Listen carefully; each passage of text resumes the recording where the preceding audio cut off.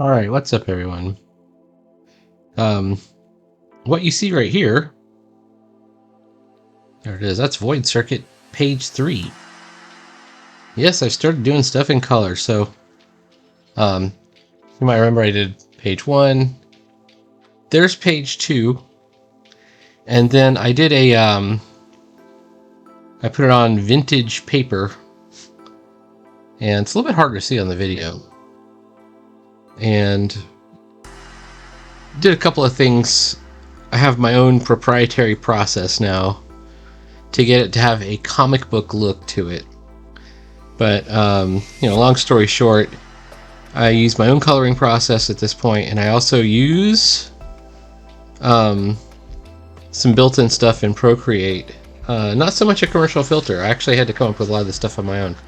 This is, right here, what I've been using to use as sort of like my guide for how to do the coloring and the tones. This is Micronauts Annual number 1, Steve Ditko, 1979. Not widely regarded as a great comic or anything like that, but this is the look. Like, this is the look that I've been trying to go for. Especially love this cover image. Really good. In fact, it's even a bit more minimal than I'd like to go. This one is the second annual, and I think this one's a little bit better. So this would have been 1980. And went a little bit further, but that's Ditko as well.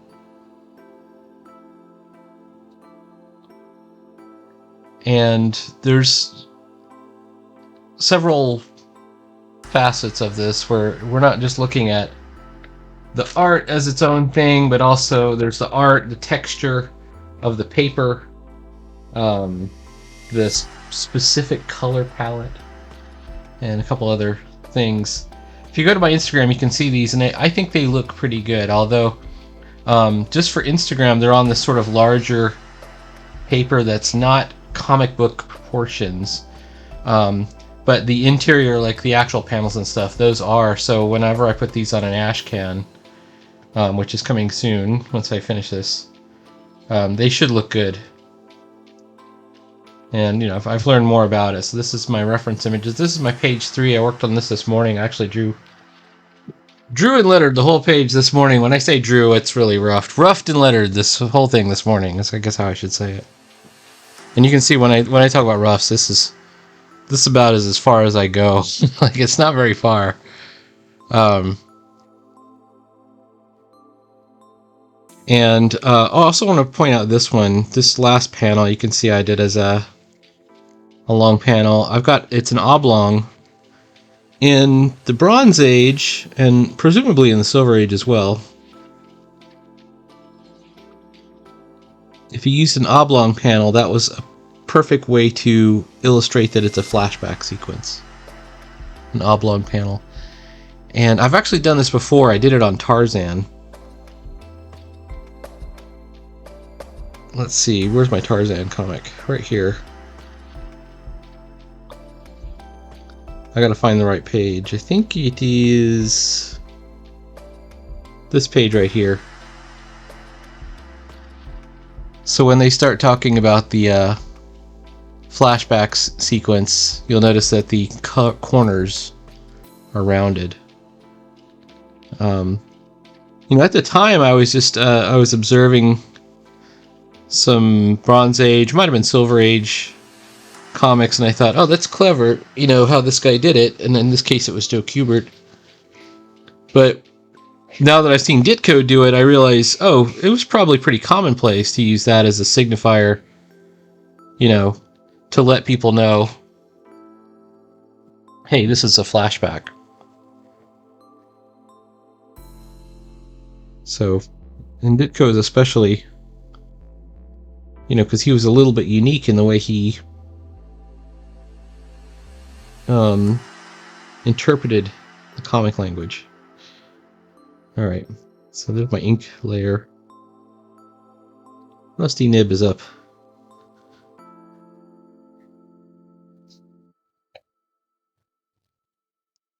So we're going to try and draw Aerodin.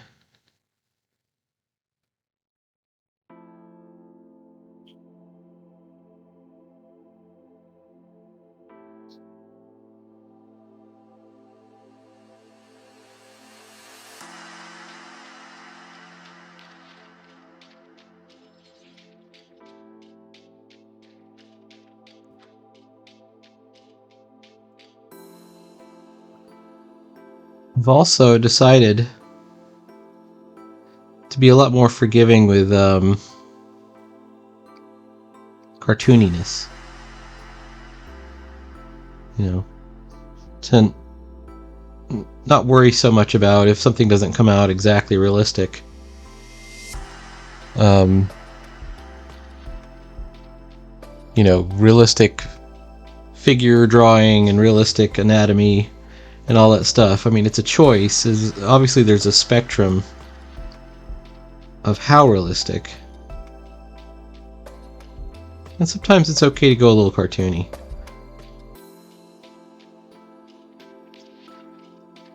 Just depending on if that's how you draw.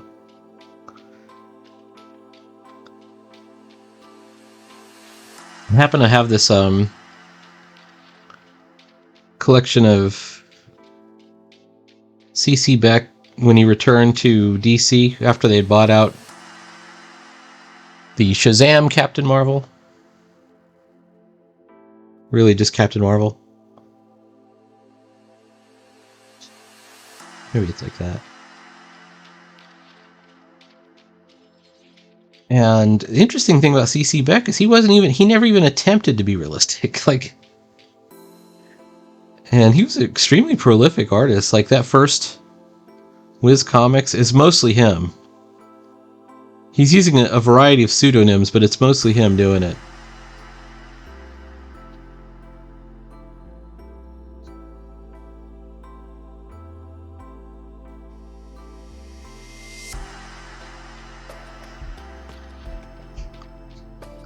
And according to legend anyways, Jack Kirby also worked on Wiz Comics a little bit.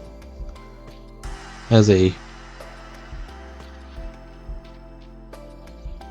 ghost artist.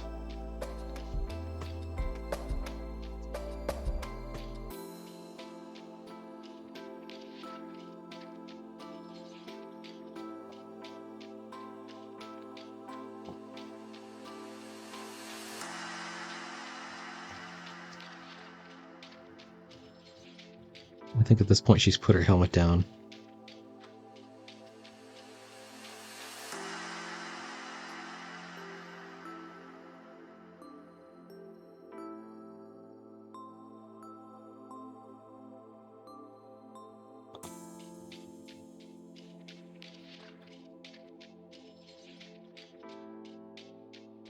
So in this panel, she's having this conversation with the Ancient One, and he explains the Voidborn. And this comic, I'm really just shooting for 8 pages. If it goes to 12, I'm okay with that. A lot of times you shoot for a number.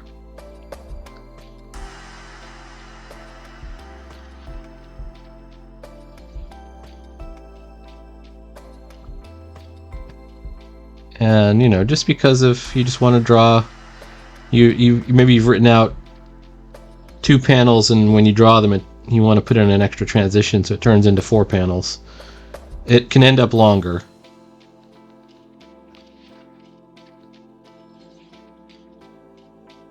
This is maybe the first time I've drawn this character straight on. Nope, I drew her straight on like right over here.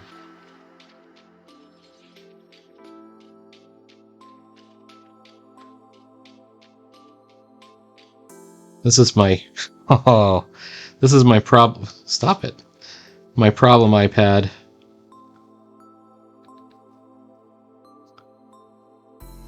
Maybe I should not have started this comic on this one. But you can see it's kind of whoop whoop like that. Okay. This is not the original. This is the original.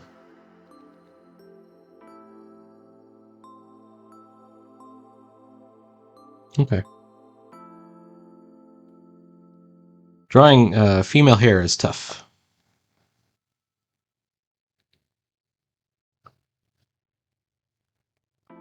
It's a flowing thing.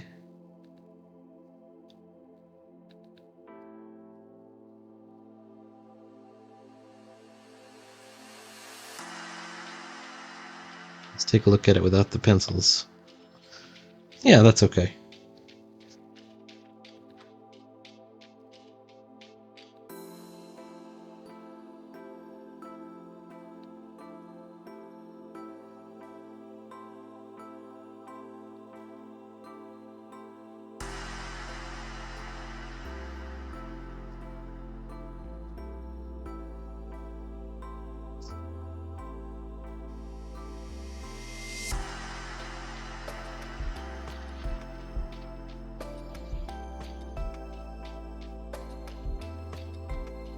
I really like Aridin here. She's cool.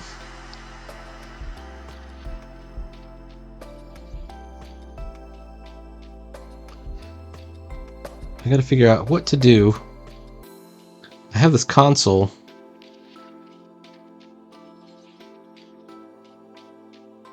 This particular scene is inspired by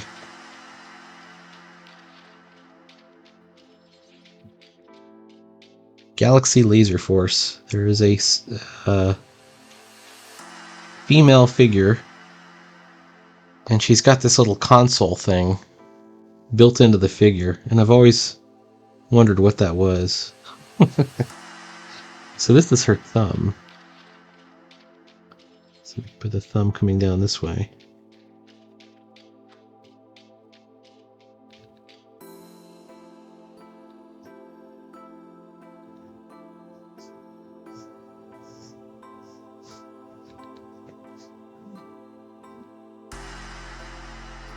And she has these two colored plates on her legs.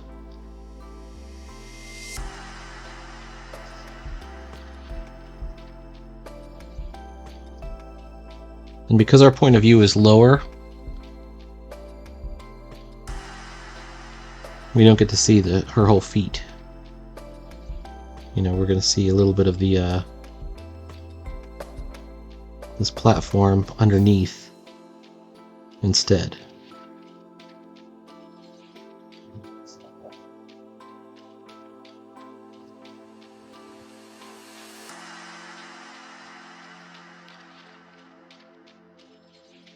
But I am really excited about how that one page turned out.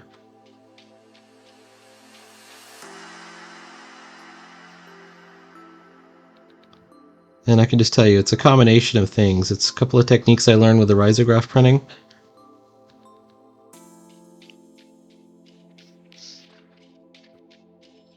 And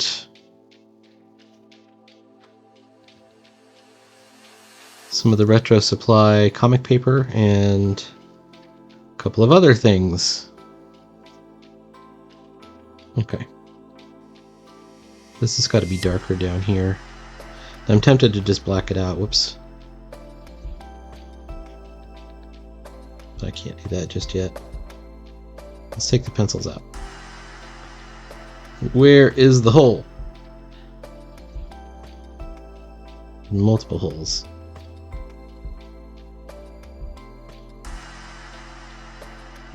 There's one right there.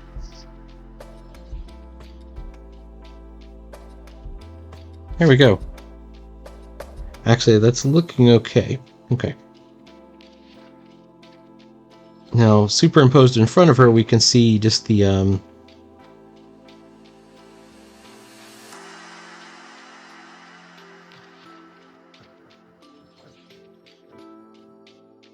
shadow of the progenitor right up here. And I think I'm gonna try something. So I've listed on the Bollywood 23 panels, there's something that's kind of intriguing on there, and it has to do with white Ben-Day dots.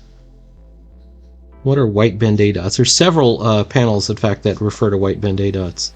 And I have to assume that that is, you know, just what it sounds like, white Ben-Day dots over a black background.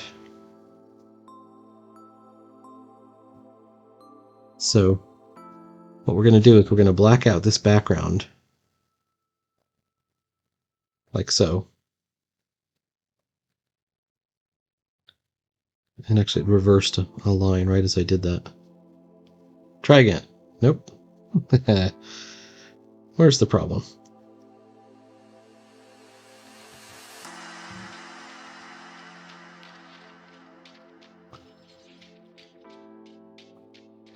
How about this area? That's definitely a problem.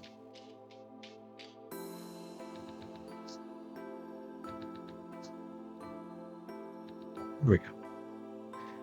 And so what do white Ben-Day dots look like? Well, we're going to find out. So I'm not 100% sure. Let's give it a shot. Grainy dot shader. Okay.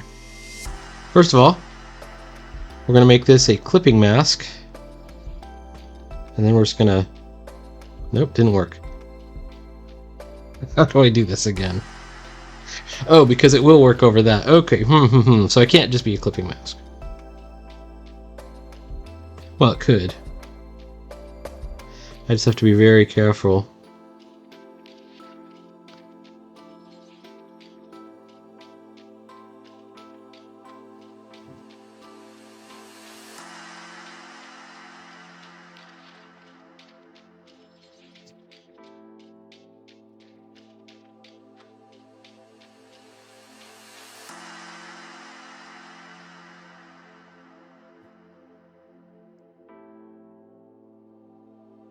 Well, I'm not sure I like it. Let's see. I mean, I like it fine as black. Let's look up that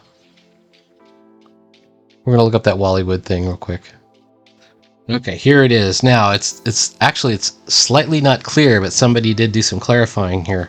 This is the original Wollywood's 22 panels. The ones referencing white Ben-Day are this one. Right here, number 5. And this one over here, which is number 19. So here's the problem. They're drawn, like this one's drawn. It's white. It says white Ben-Day with dark foreground, and then white Ben-Day background and silhouettes, right? But they don't actually have white Ben-Day on them. This was actually just drawn with pen. So somebody, specifically, I forgot what his name is. Somebody clarified, and they actually redrew it with white Ben-Day. And so what it is, now it makes perfect sense. If you throw it into white Ben-Day, it makes the object, or whatever it is, the person in this case, recede into the background, and then you throw a dark foreground in front of it. Makes perfect sense. Another one I've always kind of wondered about was this diagram, but it's actually just an eye-level shot of 2 characters. Here's the other one, white Ben-Day background. This is the number 19 with a silhouette in front of it. You know, once again, they're playing with the idea of pushing the thing back into the background. Well, here's the problem. That's the opposite of what I want to do. No, what I want to do is more like a 3-stage, or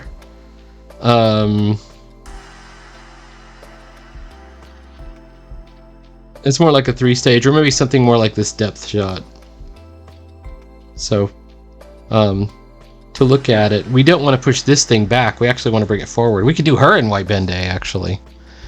But I rather like how she looks, so we're not going to do that. We could throw a background even behind her and do the 3-stage, or do it in white Ben-Day. So we have a couple of different options. But I think I'm just going to leave this as this black shape right here, because we're going to go right into showing him right on the next panel. So I think we're okay. That said, make it clear that that's, whoops. Let's make it clear that that part, the reason that wasn't working is my clipping mask was working better than intended. I didn't realize. It basically alphas out the entire thing. It says you can only draw where there's already been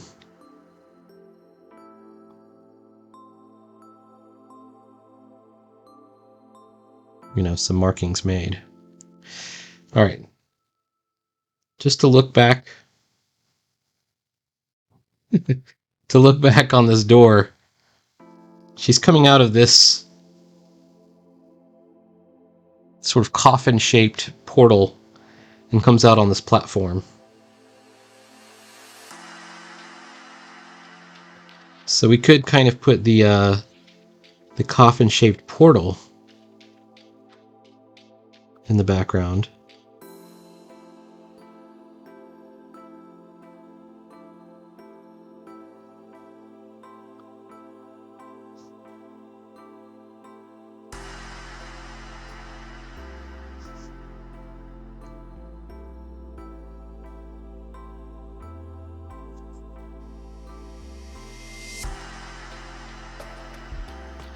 And we could do some bende off of that to push it further back. But maybe I won't even do that. Maybe I'll just do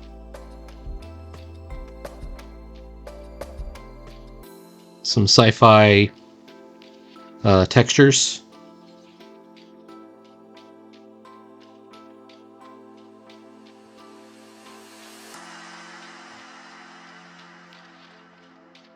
I'll do this one in white. Or eraser.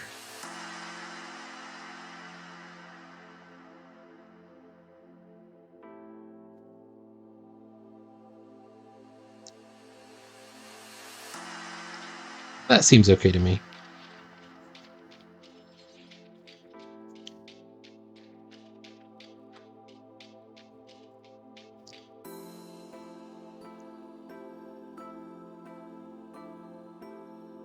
Let's go ahead and make a speech bubble. Your species has been extinct for eons.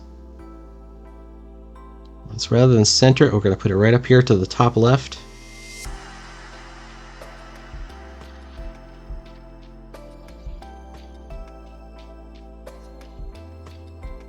Oh, I'm on the text layer still. That's so dumb.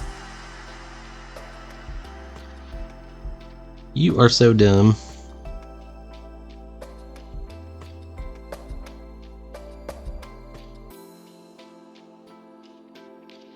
And there we go. I wouldn't call this a finished panel, but it's functionally ready to go. I mean, we can start, we might put some tones in there, and of course we're going to color these as well. Alright, so page 3 of Void Circuit is underway. Please like, follow, and subscribe. There will be more comics every day, and we'll be exploring how to get that quote-unquote Bronze Age Bronze Age look, maybe a Silver Age look, I hope. I'm not saying my art is going to look like that, but we can hope and strive. Hoping and striving is a kind of a plan. And all I can say is we gotta keep working on it. All right, talk to you later.